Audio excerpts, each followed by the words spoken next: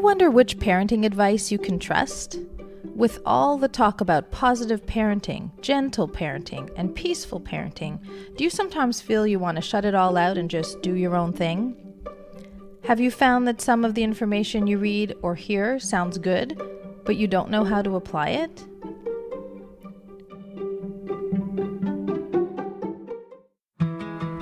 So the big question is this: how do we navigate through the mountain of overwhelming, often contradictory, and sometimes false parenting information we find online?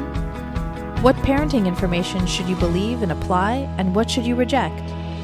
That is the big question, and in this podcast, we will help you understand what underlies your child's behavior and explain how to react in a way that favors your child's optimal development. I'm Alexandra Scherzer, and welcome to the Wise Parenting Podcast.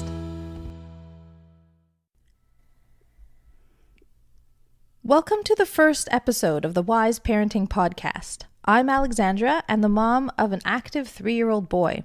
I'm hosting this podcast with my mom, Dr. Solomon, who is a clinical and developmental psychologist with over 40 years' experience helping families grow and live together in an enjoyable way. So why listen in to our parenting podcast with so much information already out there? Well, most parents want to raise their children to be their best selves and have a harmonious family life. I think it's fair to say that we want our kids to grow up to be self-confident, successful, happy, easy to get along with, intelligent, assertive, and have positive relationships. It's a busy time to be a parent today. We live in a very fast-paced world. Information is available 24/7, and pressures on parents to get it right is intense. In addition, parenting advice is coming from all kinds of sources, ranging from mom bloggers to social workers, daycare staff, and pediatricians, whereas it used to come mainly from friends and family. To have such easy access to so many sources of information as we do today is a good thing, but in my experience, for the most part, really knowledgeable professionals in child development are busy publishing in scientific journals, speaking at scientific conferences, and writing books. And rightly so, but this means that they are not where parents are. Parents are on social media, YouTube, reading articles on Medium and Reddit, listening to easily digestible podcasts, etc. And so, the problem for parents here is that the ton of parenting information that is available 24/7 is most often not coming from professionals in child development, and this leaves parents confused about which advice to trust. Also, many parents struggle with some of the new scientifically based parenting information that tells them to raise their children differently from the way they were raised. It's not easy for any parent to go against their own inner parent. Everyone has an inner parent who is telling them to raise their children the way they were raised, and it's very difficult to change this behavior. The way we were raised leaves a lasting impression on us, sometimes more so than we realize. The way in which the new scientific information is presented often doesn't take this into account. And so, the problem for parents here is that simply knowing that they should or should not do something isn't sufficient. It isn't enough to help parents to change. If this all strikes a chord with you, then keep listening. The topics discussed here on the Wise Parenting Podcast always stem from true and honest concerns from parents, like you and me, who are trying to understand their child's behavior and make the best parenting choices for their family. The parenting information we provide is always scientifically based. Dr. Solomon draws from her 40-plus years experience as a professor of child and family psychology and over 4 decades of helping families work through their difficulties. You can trust that her explanations will not only inform you, but will also help you to figure out how to apply them. The task of raising young children can frequently be overwhelming, and I know firsthand how it feels. We have a formula for you to apply when you find yourself at a loss in your parenting. So how did we get to a formula that you can apply to every difficult situation with your child? It turns out that after asking my mother the many questions that I had and my friends had, it became apparent that what looked like 20 different problems that we wanted 20 different solutions to actually only had one. So, in our podcast episodes, we'll refer to aspects of this formula to help you understand how you can apply it on your own. So, here it is, our wise parenting formula, the basis to wise parenting. To begin with, WISE is an acronym, WISE. It stands for 4 areas that you can work through one at a time in order for you to respond to your child in a way that will have positive, immediate, and long-term consequences. So let's begin. W. It stands for understanding who you're working with, who your child is. Hi, I'm Dr. Solomon.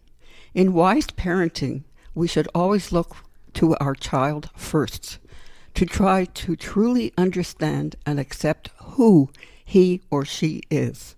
The best way to get positive results from your parenting and your child's behavior is to honestly accept who they are and work with that in how you respond to your child. I'll repeat this because it's so important and the foundation to wise parenting. Start by looking at who your child truly is from an inborn point of view. Doing that will help you to find the next right steps to getting where you want to be. So here's a bit more of an explanation for you. Every baby is born with some traits that are unchangeable and other traits that can be modified by the environment that she lives in. Many parents don't realize that their infant is telling them a lot about their inborn traits. Babies do this by how they initially eat, sleep, and cry. Initially, your baby either eats well or doesn't. Your baby either sleeps well or doesn't. Your baby either cries a lot or doesn't. Looking at how your child handles eating, sleeping, and crying gives you insight as to how your child will handle different situations she will find herself as she grows up. Imagine a spectrum that ranges from easy to difficult. Your child lies somewhere on this line.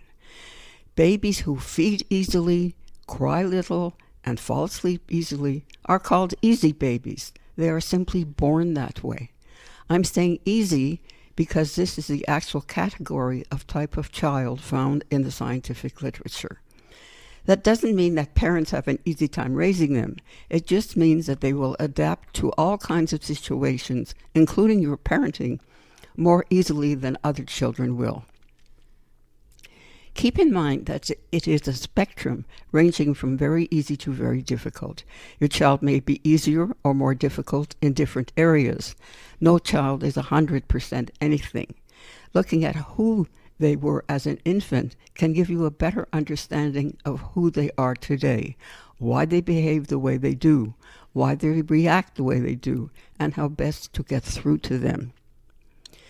The more successfully you can match up your parenting to who your child is, the more easily she will go through all the developmental stages. If you have a difficult baby, I want you to know that how you choose to parent can have positive long-term effects on her behavior. There are, however, no quick solutions to helping your difficult baby become less difficult.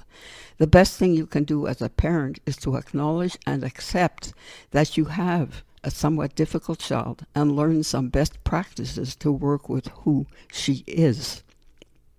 This is why successful and wise parenting is so difficult. You have zero control over who your baby is when she is born, her inborn traits, her genes. The more difficult your baby is, the more patience you will need with her, the more adaptable you will need to be with her, the more flexible you will have to be in your behavior. As you will hear in the next parts of the WISE formula, how to achieve the most positive results will depend heavily on the genes your child's inherited and therefore who they are. This is why it is the first part of the formula. So now on to the I of the WISE parenting formula. I stands for understanding what's going on in your child, in her brain and development. Yes, Understanding what's happening in your child's brain is extremely pertinent to how you choose to parent. What is important for parents to realize is that what's happening in their child's brain when they're very young is strongly linked to the personality they will have at age 40. It may be hard to believe, but when you look at your friend and think, why can't he make a decision? Or, why does she always have to be right? You're seeing how his or her brain, in part, reacted to the way he or she was parented when they were very young. So back to your young child and her brain. Your young child's brain develops in a certain sequence over time. Knowing about and understanding this sequence is extremely helpful, some would argue essential. The most successful parenting occurs when you are able to match up your parenting choices to who your child is, as we saw in the W of the WISE parenting formula, but also when parents are able to match their parenting to their child's developmental stage. This means that your parenting choices and behavior are tailored to reasonable expectations of your child at each point in time. Knowing and understanding what's going on in your child's brain, for example, how your 1-year-old processes the world around her, or why your 2-year-old has to say no, is a huge advantage to you as you make your parenting decisions. If you understand how your child's brain helps her to deal with the world around her, it will help you to have the right expectations of her and make wiser parenting decisions as she develops from one stage to the next. Believe it or not, your parenting is contributing to forming your child's brain. And knowing that your child's brain is the foundation for her adult brain will help you to be more patient, empathetic, and understanding during some trying times.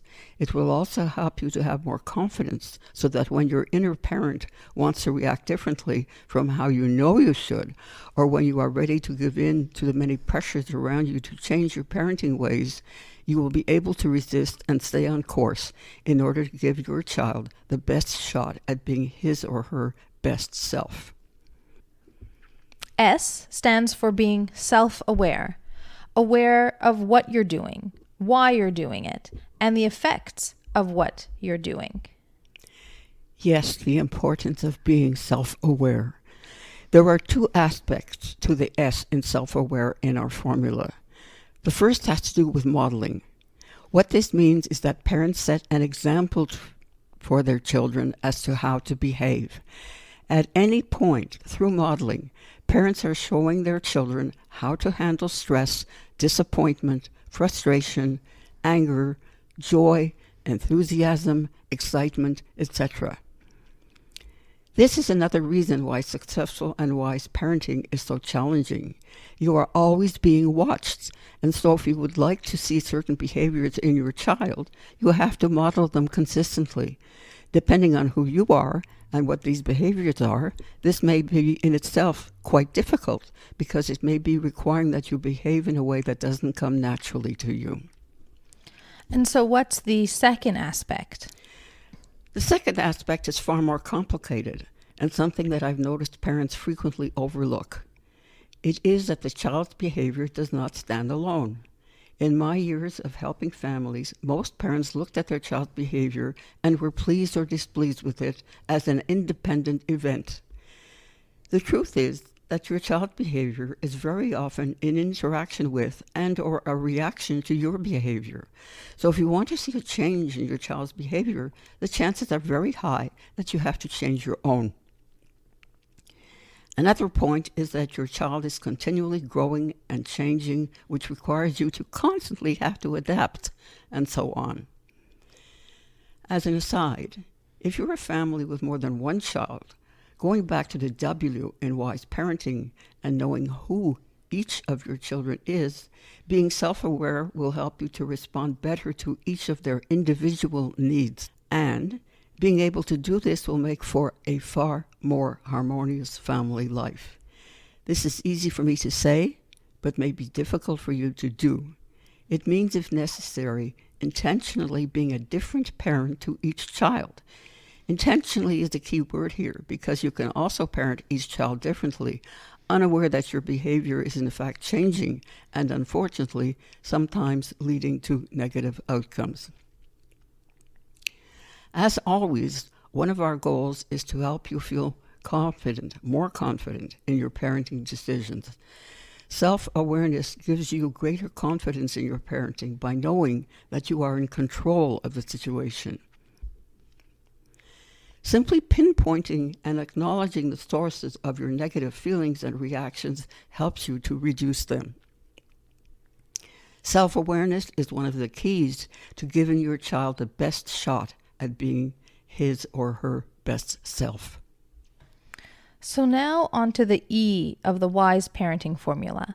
It stands for executing the best parenting practices for your family based on scientific information. We come to the end of the acronym, and we chose E for execution to emphasize the importance of putting your knowledge to work. The scientific literature today emphasizes patience, kindness, flexibility, empathy, understanding, and guidance in raising children. First, knowing and accepting who your child is. Second, understanding what's going on in her brain developmentally.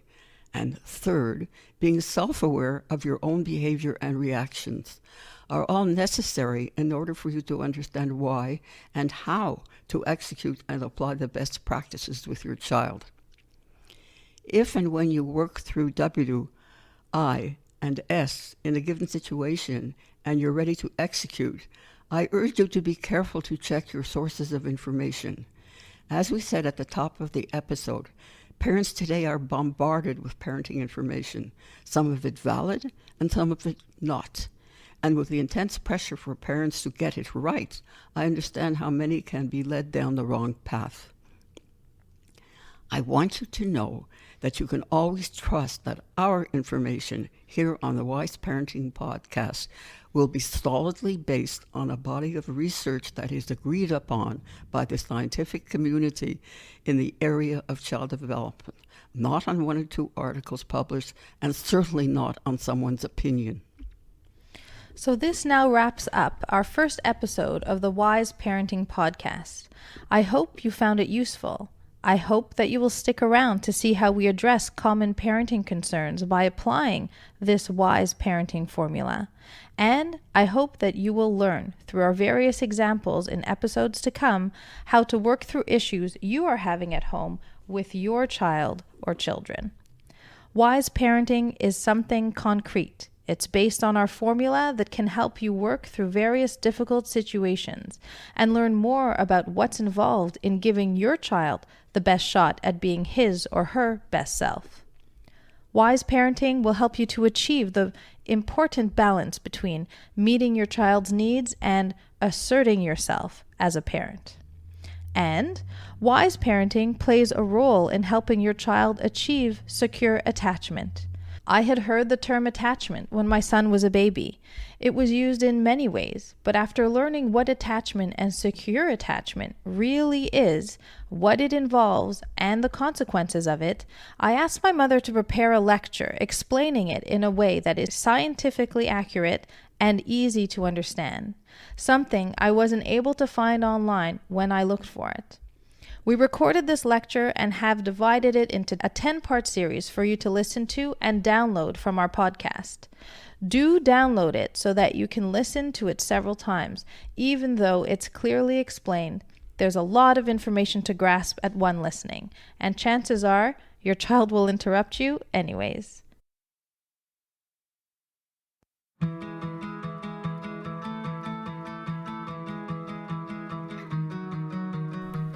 We hope that you found today's podcast helpful. Come say hi on social. Our Facebook and Instagram accounts are at Dr. Solomon's Wisdom, all one word. You can subscribe to the Wise Parenting Podcast on any podcast app, including Spotify, the Apple and Google podcast apps, or wherever you listen. Parenting advice keeps changing on us, depending on what you read and who you listen to. This is making parents feel like they're doing a bad job. And worst of all, many parents today don't know who to trust for what is probably the most important job they'll ever have.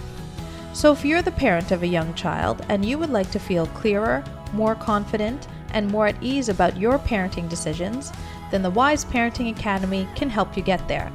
With on-demand access to foundation lectures and seminars in digital, print, and audio, as well as exclusive one-on-one guidance from Dr. Solomon, the Wise Parenting Academy is the perfect next step to building the best long-term outcomes for your child.